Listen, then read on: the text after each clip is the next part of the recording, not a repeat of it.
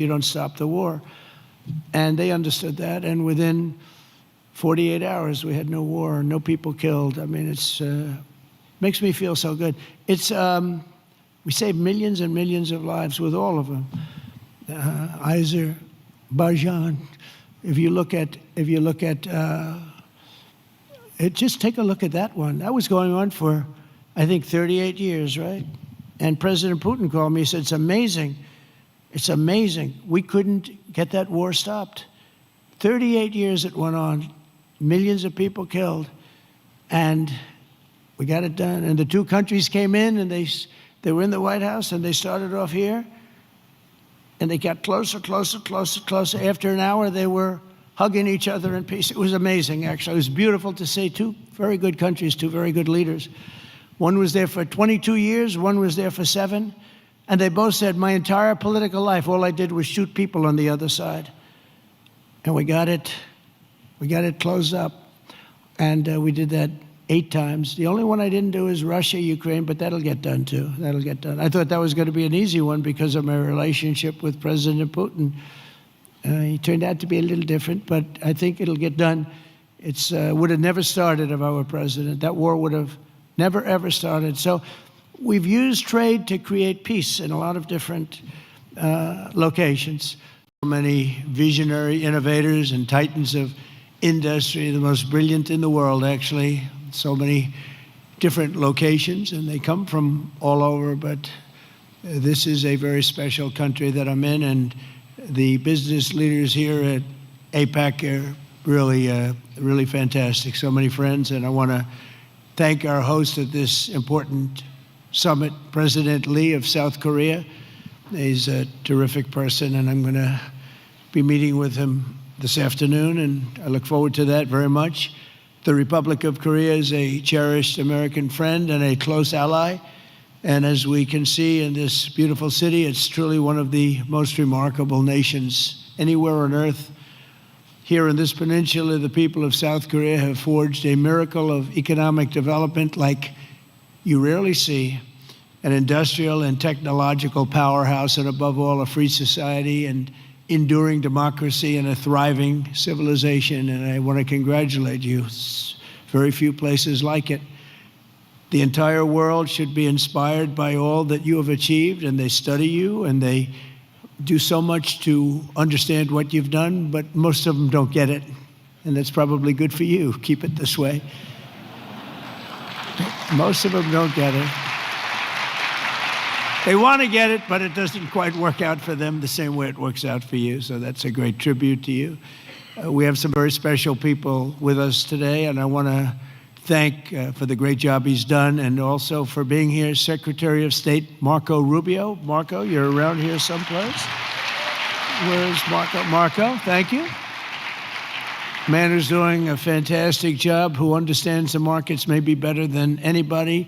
Our Treasury Secretary, Scott Bessent. Scott, thank you very much. And somebody that you're dealing with, who you made a very good deal with, because you have very good negotiators, but he's pretty good too. Howard Lutnick, Secretary of Commerce. Thank you, Howard. U.S. Trade Representative, Ambassador Jameson Greer, is a fantastic person. And your career's Minister of Trade, Industry, and Resources, Mr. Jung Kwon Kim, who's an incredible man, actually. My people say he's very tough, however. We wish we had somebody of a little bit lesser caliber, but they decided not to do that. And so many other distinguished guests are here, so I just want to thank you very much. It's an incredible room. It's a beautiful room, by the way. All those beautiful people up there, so high up. This place is packed. Thank you. Look at it, we're waving. Thank you very much. But as you know, AIPAC unites Pacific nations around our growing economies and promoting our shared interests. And today I come with exciting news from one of the largest Pacific nations. We'll call ourselves a Pacific nation, but one of the largest of them all, the United States of America. I'm pleased to report to you that this afternoon, after 4 years of weakness, disaster, really decline. America is back, and it's back stronger than ever before. We're doing numbers that nobody's ever seen before. We're the hottest country in the world, actually, and I say that with other countries represented, and they admit it. But I do say it very proudly. 1 year ago, our country was in very, very serious trouble. Some people thought our country was dead. Now we're literally the sort of an inspiration to a lot of other countries. We are indeed, I use the term hottest country, but we're the hottest country anywhere in the world by far. The United States is blessed with right now, the strongest economy, the strongest borders. This all happened over the last 9 months. The strongest military, the strongest friendships, and the strongest spirit of any nation on the face of the earth. This is a golden age in a short period of time. I knew we could do it. I didn't know we were going to do it this quickly. It's a little bit more than 9 months. So in less than 1 year, we've secured commitments for over $18 trillion of new investments. As an example, the previous administration, in 4 years, they did less than $1 trillion. I think much less, actually, and hurt our country very badly. Who would have known?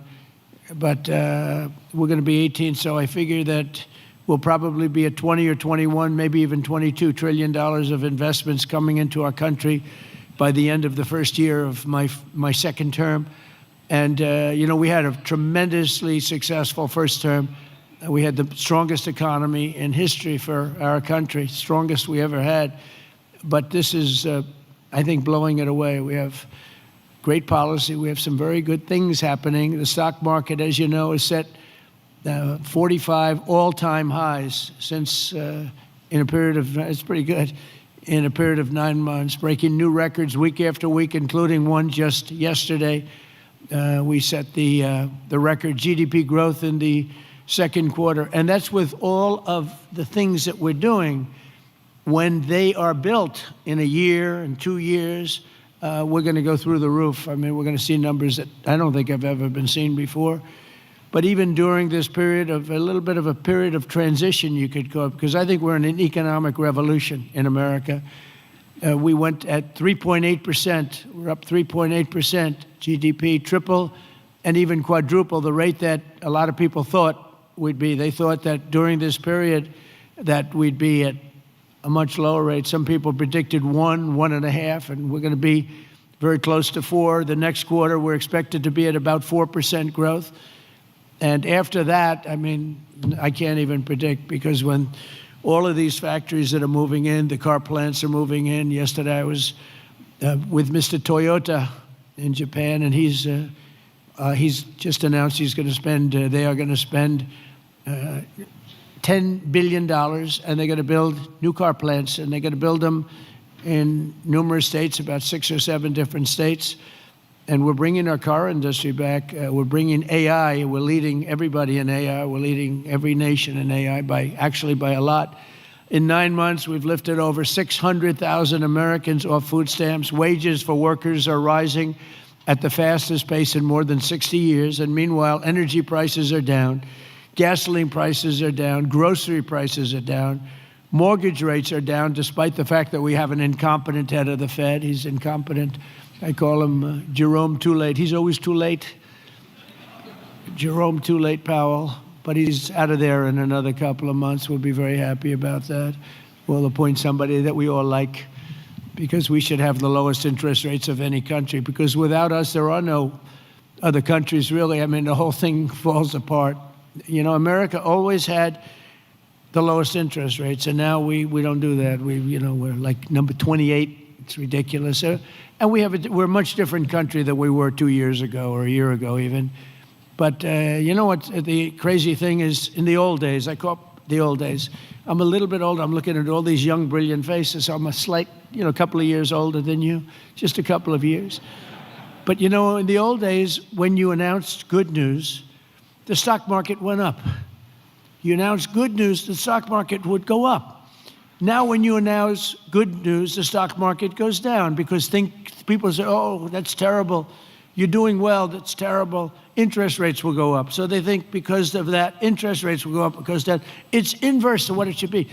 We're going to go back to the way it used to be. when we announce good news, the stock markets are going to go up. And that's the way it should be. And we're going to really ride that very hard. And when we announce good news, we're not going to have a Fed that's going to raise interest rates because they're worried about inflation in 3 years from now or something. When we announce good news, we want the stock market to go up, not to go down. And the scourge of inflation we inherited. You know, we inherited the worst inflation ever that we've ever had. I inherited from incompetent people, and now we're down to a very low rate of inflation, 2.7%, and it's going to be a little bit lower than that. It's almost a perfect number. Believe it or not, you don't want to have zero. You want to have like 1% to 2%, and we're very close to that number. But we had inflation the worst in the history of our country. But factories are booming in the USA, and manufacturing productivity is rising 5 times faster than it was just 1 year ago. Think of that. Steel production is way up by 155,000 tons a week. Oil production is through the roof by 500,000 barrels a day. And mining of clean, beautiful coal, I call it clean, beautiful coal, is up by 2.6 million tons every single month. And we brought coal back into the picture. What you can do with coal today is incredible. So I call it clean, beautiful. I don't use the word coal, I say, because it's got a little bit of a problem, public relations-wise, the word. So we call it clean, beautiful. My administration's not allowed to use the word coal. They have to say clean, beautiful coal. We've given it a new name. It's a three-name deal. Even semiconductor manufacturing is rapidly returning to the United States. NVIDIA and TSMC have just produced the first state-of-the-art Blackwell chip that was 100% made in the USA. In fact, Jensen, who's an incredible guy, he might be here. I don't even know. Is Jensen here? I think he's around. Somebody said he's here. How is he? Pretty good, right? Got a chip that's like 10 years advanced, but he's great. And they're all, building now. They're building tremendous plants in the United States, Arizona, Texas, all over. We're going to have a big portion of the chip market just in a very short period of time. But these tremendous strides are also creating great jobs for our citizens. 1.9 million more American-born workers are employed today than when I took office 9 months ago. Think of that. Almost 2 million people more American workers. Nobody's ever had numbers like that. And those numbers are going to get much bigger, much better than that when we open these plants that are being built all over, the AI plants. I've never seen plants this big. I built shopping centers. I built a lot of things, but if you spend $250, $300 million, you can build a big shopping center. These people are spending $50 billion to build a building. And I say, what's your product? Information. I said, well, good luck. That's a lot of information you're going to have.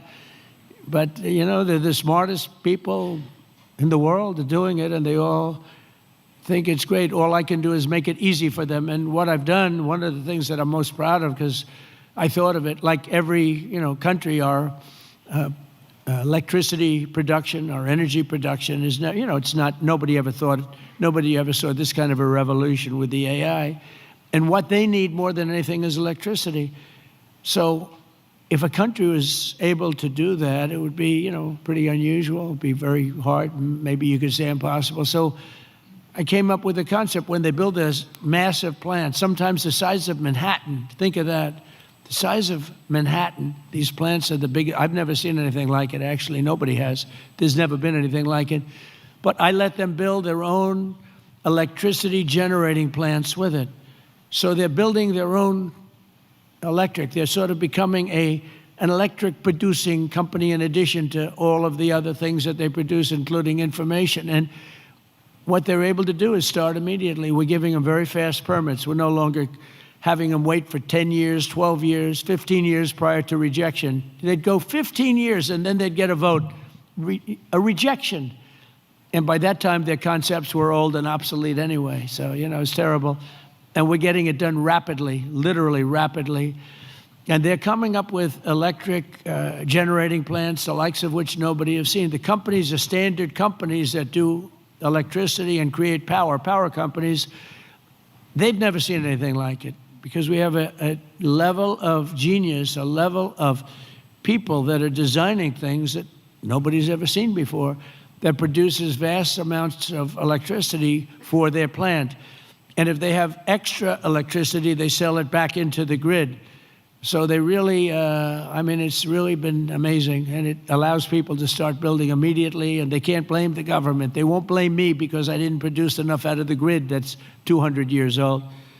So we have more people now working than at any time in the history of our country. We've sort of just begun. It's hard to believe, actually, if you knew where we were 2 years ago.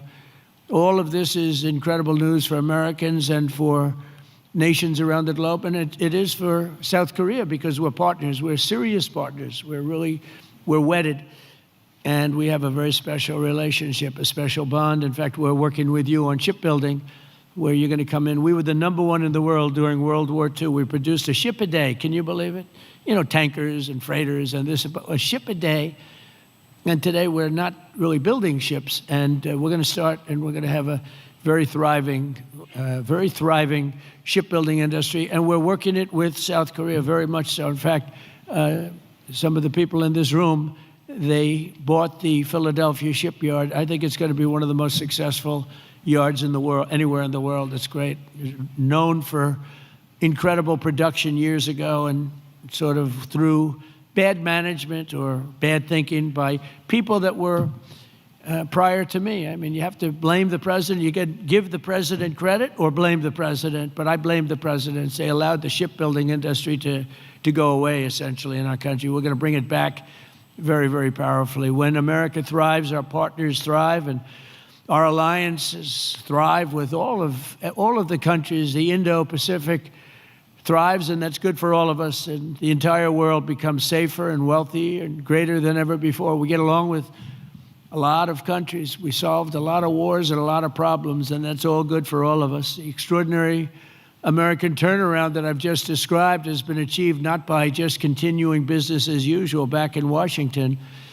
If I didn't win the election, and we won it in a landslide, we won by tremendous numbers. I had a whole thing too big, you have to say, too big to rig. We didn't want any rigging. We had these great polls going in. I said, don't believe the polls. Pretend we're 1 point down. Always assume we're 1 point down. And everybody voted. We won in a landslide. We won all 7 swing states. You have to win the swing states. And we won all 7, which is something that rarely happens. But to win the popular vote by millions, we won everything you can win. The Electoral College by a tremendous amount. We won in counties. They have counties, thousands of counties. And we were 2,700 compared to 525 actually. So think of that. We were 2,750 compared to 525. And that's why the map shows all red. Red being Republican, not something else. Red being Republican. Only a few people understand that one. My administration has rejected the old model of incompetent government that punished success and rewarded failure and made building anything almost impossible.